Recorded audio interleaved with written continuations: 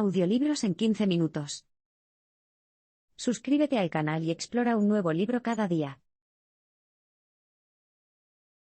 Trump no estaba en absoluto preparado para ganar la presidencia. Se sorprendió cuando Donald Trump, un hombre sin experiencia política alguna, ganó las elecciones presidenciales de Estados Unidos en 2016. Si lo estuvieras, seguro que no estás solo. Ni siquiera Trump, por no hablar de la mayoría de su equipo de campaña, no esperaba ganar. En las semanas previas a las elecciones, Donald Trump siguió diciéndole a su esposa, Melania Trump, que las cosas volverían a la normalidad en noviembre. Aunque su relación no es particularmente estrecha, a Melania le molestaba vivir bajo el microscopio de los medios de comunicación, y que la historia de adulterio de su esposo fuera discutida en las noticias nacionales. Sin embargo, todos los participantes en la campaña, incluidos la directora de campaña, Kellyanne Conway, y Jared Kushner, yerno y asesor de Trump, creían que el frenesí de la campaña presidencial de Trump estaba a punto de detenerse de golpe. Todos preparaban sus vidas después de la campaña y planeaban sus próximos movimientos. Trump planeaba decirle al mundo que le habían robado las elecciones mientras exploraba la posibilidad de crear su propio canal de televisión, Trump Network.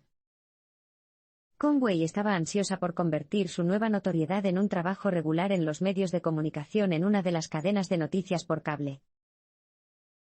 Una prueba clara de lo inesperado de la victoria es lo poco preparados que estaban muchos miembros de la campaña para el escrutinio que conlleva estar en la Casa Blanca.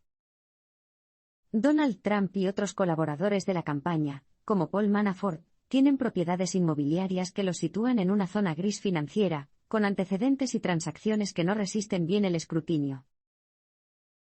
Paul Manafort solo accedió a ayudar a gestionar la campaña porque Jared Kushner le aseguró que no había ninguna posibilidad de que ganara ni, por lo tanto, no había razón para que lo sometieran a ninguna investigación.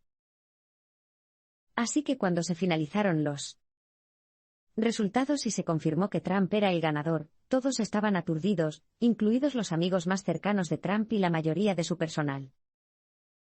Los únicos que tenían la sospecha de que las cifras pintaban bien eran el asesor de Trump, Steve Bannon, y su encuestador, John McLaughlin. Para todos los demás, estaban mal preparados para lo que les esperaba. Los miembros del círculo íntimo de asesores de Trump estaban en constante desacuerdo entre sí.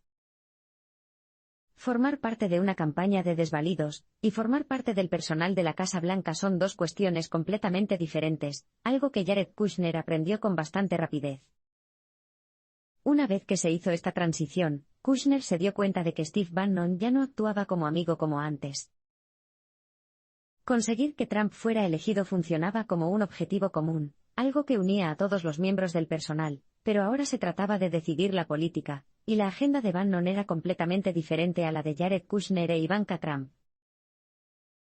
Bannon se refirió a Ivanka y a su esposo, Jared, como Jarvanka y también, con bastante sarcasmo, como los genios, y sus ideas sobre el rumbo que debía tomar la presidencia de Trump dependían de un cambio drástico del globalismo hacia el nacionalismo económico. Quería librar una guerra comercial contra China, y poner fin a su participación en asuntos exteriores irremediables, como los conflictos aparentemente interminables en Oriente Medio. Jarvanka, por otro lado, esperaba apelar a las inclinaciones demócratas de Trump, y lograr acuerdos audaces en el Medio Oriente, y mejorar la situación entre Israel y Palestina. De hecho, la familia Kushner es vieja amiga de Benjamin Netanyahu, el primer ministro de Israel, y Jared mantiene un estrecho contacto con el infame mago político Henry Kissinger. Jared e Ivanka también están profundamente relacionados con muchos empresarios de la zona, aunque algunos de ellos, como el multimillonario minero e inmobiliario Benny Steinmetz, están siendo investigados debido a prácticas comerciales cuestionables. Bannon siempre se reía a carcajadas cada vez que Trump afirmaba que Jared sería el próximo Kissinger, el hombre que traería la paz a Oriente Medio. En opinión de Bannon, los Jarvanka son diametralmente opuestos a lo que significa el trumpismo. Sin embargo, tanto Bannon como Jarvanka se llevaron una sorpresa. Aunque la campaña se había centrado en gestionar a Trump, su presidencia pronto se convirtió en un testimonio de lo inmanejable que puede ser Trump. Los primeros días de la presidencia de Trump estuvieron marcados por un intento de dominar, no de negociar. Steve Bannon provenía del mundo de los medios de comunicación de Breitbart, dirigido por Rob Mercer y su hija Rebecca Mercer, quienes tenían la visión de un Estados Unidos con un gobierno pequeño, antirreglamentario, antimusulmán y procristiano. A lo largo de los años, Breitbart se convirtió en una voz central en el movimiento ultraderechista de los ultraconservadores, las personas que acudieron con fuerza a los mítines de Trump, y que son vistas como su principal grupo de seguidores. Estas son las personas a las que probablemente se refería Trump cuando dijo que la gente seguiría apoyándolo aunque disparara a alguien en la Quinta Avenida. Bannon tenía mucho ímpetu de su lado cuando comenzó la presidencia de Trump. Para disgusto de Trump, Bannon era considerado el cerebro de la campaña, y tenía grandes planes de empezar con asombro y asombro. Esto demostraría la capacidad del presidente para dominar la arena política mediante el uso de órdenes ejecutivas, EO, que eluden el Congreso y el proceso de negociación. Bannon tenía previsto emitir 200 EOs en los primeros 100 días, y uno de los primeros, publicado el 27 de enero, trataba sobre la inmigración, un tema central del trumpismo, prohibía la entrada de personas de ciertos países con una población mayoritariamente musulmana. Bannon y Trump odian la lentitud burocrática y la ineficiencia, pero este método de utilizar los EOs tenía otra ventaja: ninguno de los altos funcionarios de Trump tenía ni idea de cómo crear políticas de la manera habitual ni escribir un documento oficial. Así que Bannon ordenó a un miembro del personal que se conectara a Internet, descubriera cómo escribir un EO, y se pusiera manos a la obra. Bannon se mostró satisfecho con la horrorizada reacción de la gente ante la draconiana prohibición de viajar. Para él, con su experiencia en los medios de comunicación con cebos de clics, no había diferencia entre el deleite o el disgusto. Un clic es un clic. La administración Trump se debate entre la forma de Bannon y la de Kushner. Tras su primera semana en el cargo, Trump invitó a Joe Scarborough y Mika Brzezinski, copresentadores del programa de entrevistas Morning Joe de MSNBC, a visitar la Casa Blanca, y no podía entender por qué no estaban tan satisfechos como él con la reacción ante la prohibición de viajar. A pesar de los miles de manifestantes que llenaron los aeropuertos del país y de las numerosas familias separadas, la opinión de Trump fue: lo hicimos muy bien. Todos los amigos y asesores de Jared le advirtieron que no aceptara un trabajo en la Casa Blanca, pero tanto él como Ivanka consideraron que eran la mejor salvaguarda contra el trumpismo desenfrenado, y los únicos que podían impedir que el presidente sucumbiera a sus peores impulsos. Esencialmente, esto significaba presentarle a Trump una alternativa a la manera de Bannon. Lo que Bannon descubrió desde el principio fue que Trump tendía a estar de acuerdo con quien habló por última vez. Por lo tanto, Bannon solía posicionarse para tener la última palabra, lo que aumentaba considerablemente las posibilidades de que Trump siguiera sus sugerencias. Dividida entre el enfoque radicalmente agresivo de Bannon y los intentos de Jarvanka de persuadir a Trump de que adoptara un temperamento más moderado, la administración Trump estaba sumida en un caos constante, una verdadera zona de guerra entre bannonitas y jarvancaístas. Como una táctica destinada a obtener la aprobación de Trump, Jared e Ivanka solicitaron ayuda y contrataron a Gary Cohn y Dina Powell, dos incondicionales de Goldman Sachs, la legendaria firma de inversiones muy apreciada por Trump. Al igual que otros que aceptarían empleos en la administración Trump, tanto Cohn como Powell sabían que estaban entrando en un entorno potencialmente tóxico. Pero contrarrestaron esta preocupación con la idea de que podrían tener un efecto positivo y hacerlo un poco menos venenoso. Y así, el 28 de febrero, cuando Trump pronunció un discurso en una sesión conjunta del Congreso, preparado por Powell, Cohn, Jared e Ivanka, parecía que el equipo Jarvanka iba en aumento. Durante un breve momento, Trump siguió el guión, conocido en la Casa Blanca como el discurso de Goldman, casi parecía presidencial.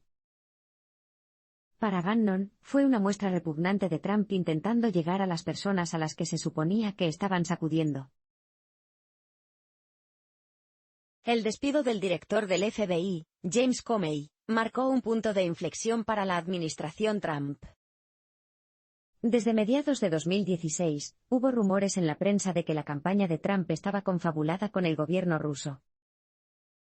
Sin embargo, justo antes de su toma de posesión, los detalles de una investigación independiente sugerían una conexión realmente preocupante. El dossier Steele, que lleva el nombre de su autor, Christopher Steele, un exagente de inteligencia británico, detalla un escenario inquietante. Si hay que creer en el expediente, los rusos tienen información incriminatoria sobre Trump, y pueden estar utilizándola para manipularlo a él y a sus poderes presidenciales. El 6 de enero de 2017, el FBI, bajo la dirección de James Comey, publicó sus propias conclusiones, en las que se afirmaba que los agentes rusos habían interrumpido las elecciones de 2016. La CIA y la NSA estuvieron de acuerdo con estas conclusiones. A nadie en la administración Trump le gustó el hecho de que el FBI estuviera investigando si los rusos se habían inmiscuido en las elecciones.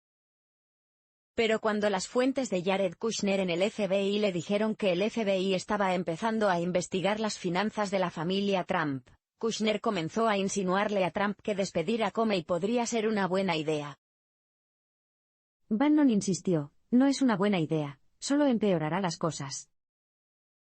Pero Kushner tuvo a Trump solo el primer fin de semana de mayo de 2017, y Trump comenzó a convencerse de que debía ejercer su poder y despedir a Comey. Al regresar a la Casa Blanca el lunes 9 de mayo, Trump ya estaba ansioso por despedir a Comey, incluso tenían un documento en el que figuraban las razones por las que Comey debía marcharse, entre ellas, irónicamente, la fallida investigación de los correos electrónicos de Hillary Clinton en 2016, y la afirmación de Kushner de que al 75% de los agentes del FBI no les gusta Comey. El fiscal general Jeff Sessions le dijo a Trump que tuviera paciencia mientras él y el fiscal general adjunto Rod Rosenstein reforzaban sus argumentos. Pero a Trump no le gusta que le digan qué hacer y, sin previo aviso, envió una carta a Comey en la que lo despidió inmediatamente el martes 10 de mayo. Como Sessions se había abstenido públicamente de participar en la investigación rusa, Rod Rosenstein tuvo la tarea de presentar rápidamente una razón supuestamente legítima para el despido. Comprensiblemente molesto por el comportamiento imprudente de Trump, Rosenstein le devolvió el favor al nombrar al exdirector del FBI Robert Mueller para que investigara formalmente la posibilidad de cualquier conflicto de intereses entre Trump y Rusia. Trump tiene problemas para leer y procesar la información. Trump no lee. Básicamente piensa que no debería tener que leer, y por eso hizo que su asistente, Hope Hicks, le leyera los periódicos y le presentara una versión positiva de las noticias cada mañana. Su negativa a leer es tan absoluta que algunos miembros del personal de la Casa Blanca se han preguntado si quizás tiene una deficiencia de lectura o tal vez dislexia.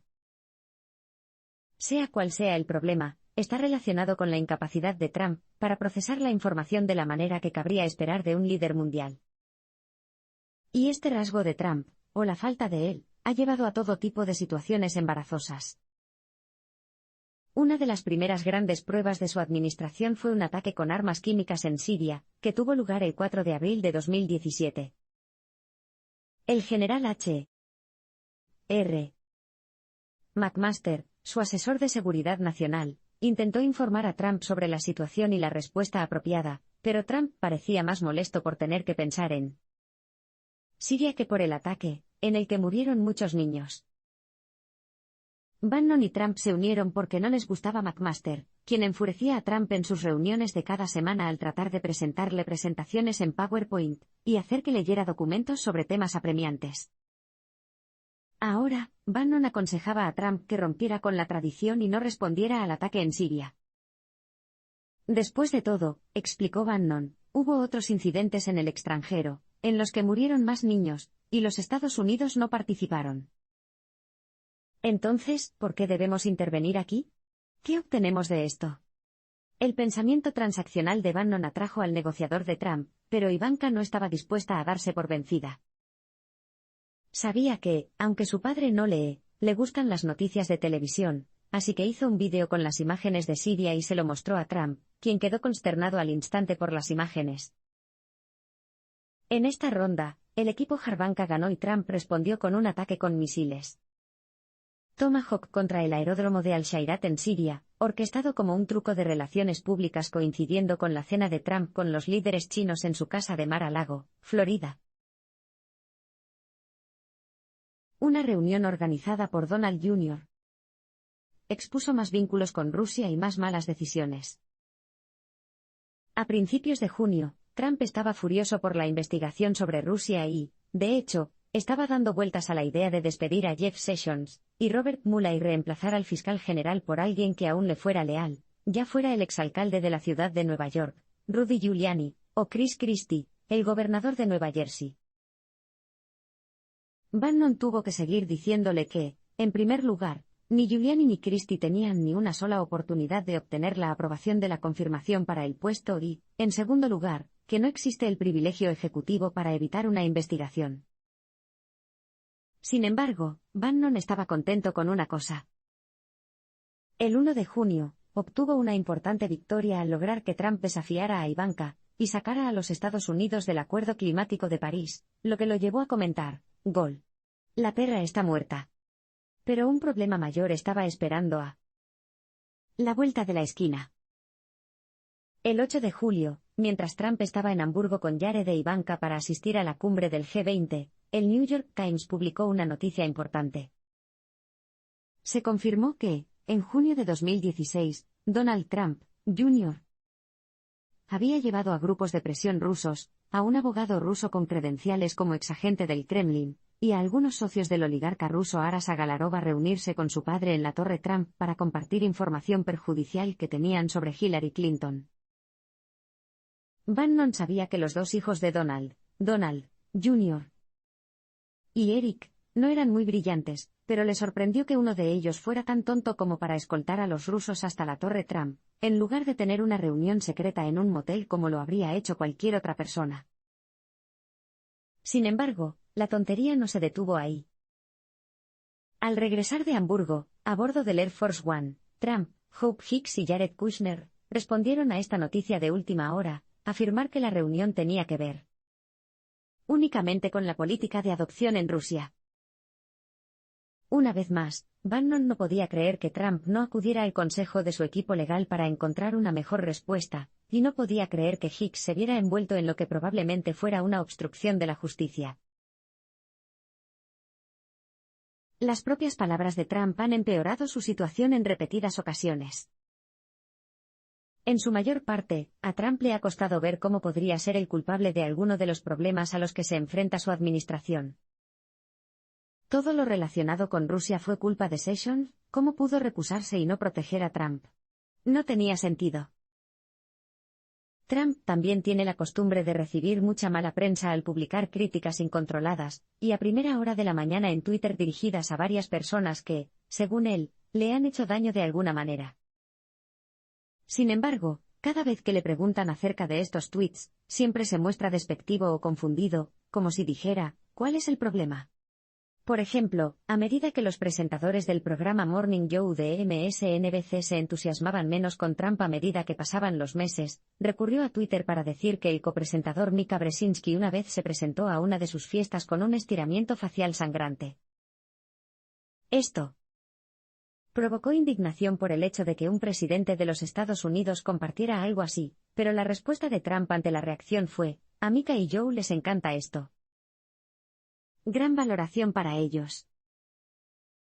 Trump también se ha descarrilado durante muchos discursos, apartándose del material preparado y convirtiendo la ocasión en una especie de discurso semicoherente, y de flujo de conciencia que tiende a dejar atónitos al público, y no en el buen sentido. Sin embargo, el 20 de julio, Trump se superó incluso a sí mismo. Decidió conceder una entrevista improvisada con el New York Times en la que retó a Sessions a no dimitir, y le ordenó a Mueller que no investigara las finanzas de su familia. Como era de esperar, Bannon estaba horrorizado por la aparente estupidez del POTUS, y tuvo un ataque de exasperación, al calificar a Trump como el político más indisciplinado de la historia. Poco después de este episodio, y tras la publicación de un libro de Joshua Green titulado The Devil's Bargain, que ponía la responsabilidad de la victoria de Trump en los hombros de Bannon, no en los de Trump, la brecha entre el presidente y su asesor se amplió, hasta que Bannon fue finalmente despedido. A partir de octubre de 2017, Bannon se prepara para su próximo paso en la política presidencial y planea apoyar a otro candidato o, posiblemente, postularse él mismo. También sitúa las probabilidades de que Trump sea destituido en un 33,3%, pero está seguro de que no durará otro mandato.